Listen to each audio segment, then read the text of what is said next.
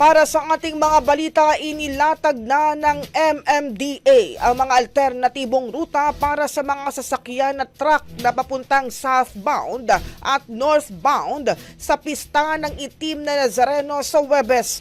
Para sa mga sasakyang mula Rojas Boulevard at Taft ay maaaring dumaan sa United Nation Avenue. Diretso yan sa Nagtahan Otis kaliwa sa Mabini Bridge patungo sa Magsaysay Boulevard at Lacson Avenue papunta sa inyong destinasyon at pabalik. Para naman sa mga sasakyang manggagaling sa Malabon, Navotas at Port area ay maaaring dumaan sa Anda Circle. Pagkatapos ay dadaan sa Soriano Avenue, Magallanes Drive papuntang Chinatown.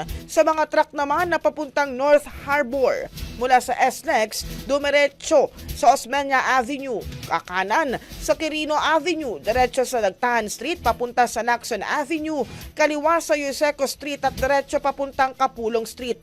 Maaari ring kumanan o kumaliwa sa Arten Road papunta sa inyong destinasyon.